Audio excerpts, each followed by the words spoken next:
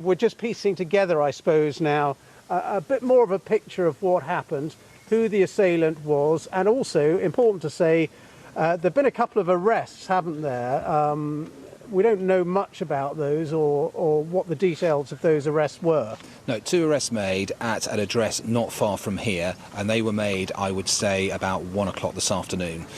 So we knew that they were ongoing. It wasn't clear whether or not they were linked to what happened, but it seems that they were, with the Chief Constable of Greater Manchester Police confirming that there have been 2 arrests. I think the photo that's on the website at the moment from the BBC have put up, they put up that picture that you mentioned of them, taken via Reuters, shows the body of the attacker being examined by a bomb disposal technician, and you can see bomb disposal robots can be seen in the picture, and knives nearby, as well as items that were thought to have been strapped to his waist. Now, we've seen a picture already today of the assailant wearing what appears to be an explosive device around his waist.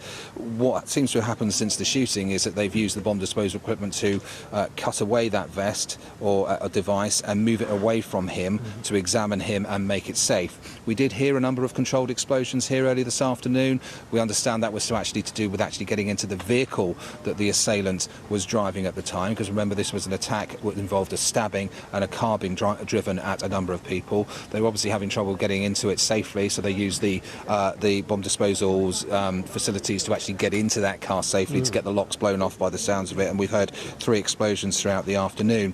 We've had some clarification on numbers of people injured as well, because there's been a little bit of sort of confusion about that, and the Chief Constable there said that 4 further people remain in hospital with serious injuries at the moment. Because we had thought it was 3, didn't we? Yes, we thought it was 3 earlier, and then 2 members of the Jewish community have died. So that's confirming that what we suspected was the case, that it was people who were actually part of the congregation or going in or coming out of the synagogue this morning who were targeted in that attack, that were standing roughly in the gateway there. Because if you go past the actual place, there's a sort of long wall with railings that runs in front of the synagogue here, and only sort of a fairly narrow gateway that you could get a vehicle through. It seems that people were standing either just inside that gateway or in the gateway at the time of the attack. And so, yeah, it just puts a bit more detail on what we kind of knew already, and firms up the actual exact detail of how many people are injured and sadly how many people died as well. And he was also, the Chief Constable there, just talking about how, in a way, fortunate it was that the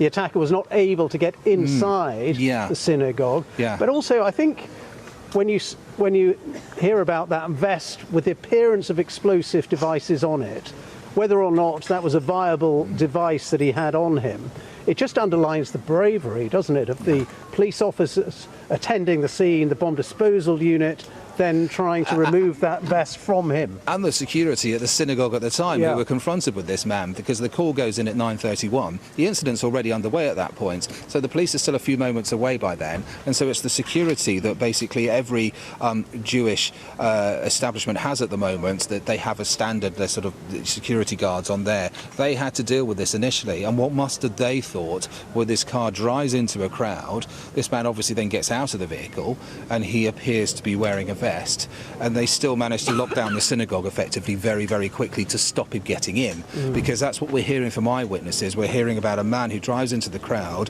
and then a man trying to use a knife to get into the building, and then he is unsuccessful in his attempts to do so. Thankfully, it appears, due to the actions of the security and the people in the synagogue stopping him getting in, and it could have then been a lot worse if he got in. So it was a combination, in a sense, of the security there. Of course, there's heightened security already, even before this, at places like this synagogue we're standing just down the road from.